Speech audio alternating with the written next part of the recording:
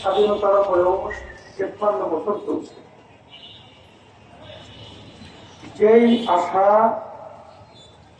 যেই চিন্তা নিয়ে এদেশের লক্ষ লক্ষ মানুষ জীবন দিয়েছিল, বন্ধ হয়েছিল, মূলত তিনটা স্লোগান: সাম্য, সামাজিক ন্যায় বিচার প্রতিষ্ঠা, মানবিক মর্যাদা। কিন্তু যাদের মাধ্যমে ৫৩ বছর দেশ চলছিল, এদের মাধ্যমে মূলত আমরা একটাও পাইনি। বরঞ্চ আমরা তাদের মাধ্যমে কি পেয়েছি? এই বাংলাদেশ তামাম দুনিয়ার ভিতরে ছোট্ট একটা দেশ।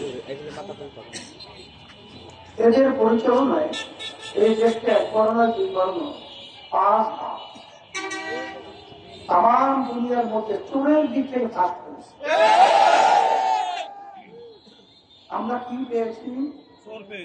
আপনারা দেখেছেন, এই স্বাধীনতার ৫৩ বছর বয়সে যে দেশের ভিতরে শতকরা প্রায় ৯৩ জনের মতো মুসলমান বসবাস করে, কিন্তু সেই দেশের মধ্যে মুসলমান আলেম ওলামা তারা স্বাধীনভাবে তাদের কথাটুকু পর্যন্ত বলার সুযোগ পায় না।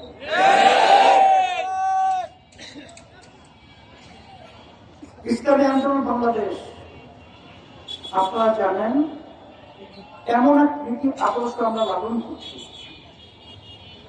যে নীতি আদর্শের মাধ্যমে ক্রান্তি হিসেবে আপনাদের সামনে আমি বলবো, দুনিয়াতে শান্তি, আখিরাতে মুক্তি। তার বাস্তবতা হলো এই বাংলাদেশের ৫৩ বছর বয়সে বহু উত্থান পতন হয়েছে, কিন্তু আল্লাহর রহমত, আপনাদের দোয়ায় ইসলামী আন্দোলন বাংলাদেশ কখনোই নিজেদের ব্যক্তি স্বার্থের জন্য আমরা কখনোই ইসলামকে নিচে রেখে দেশকে এক পর্যায়ে ধ্বংসাত্মক পর্যায়ে পৌঁছাবার জন্য কখনোই কোন স্বার্থন্বেষী মহলের সঙ্গে আঘাত করে নাই। আপনারা দেখেছেন,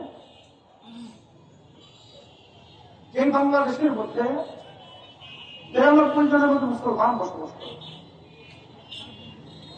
এই দেশের ভিতরে আমরা মুরব্বীদের কাছে শুনেছি যে মুসলমানেরা এই দেশের মধ্যে ধুতি পরে চলতে হতো, এমনকি দলিলের মধ্যে শ্রী শব্দ বসাতে বাধ্য হতো। কিন্তু মুসলমানদের ইতিহাস,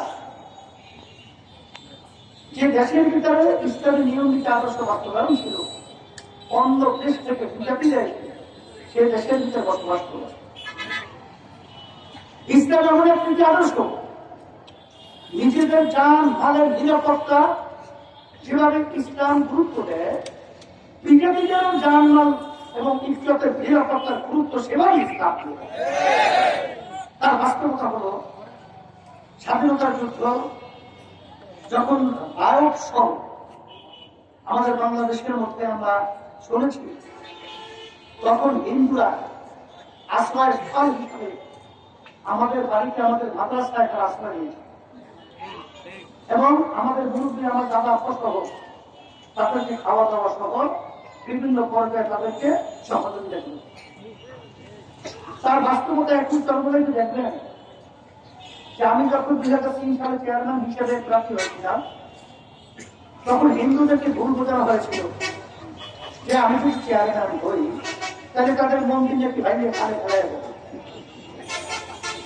এক হিন্দু আমাকে বলছিল, হুজুর এই কথা তো আমাদের হিন্দুরা সিদ্ধান্ত নিতে আপনাকে ভোট দিবে না। আমি বলছি সর্বরাষ্ট্র প্রশ্ন, কারণ ইসলাম কিন্তু শিক্ষা দেয় না, বরঞ্চ জান্নাত এবং তাদের ইজ্জতের নিরাপত্তার গ্যারান্টি হল ইসলাম।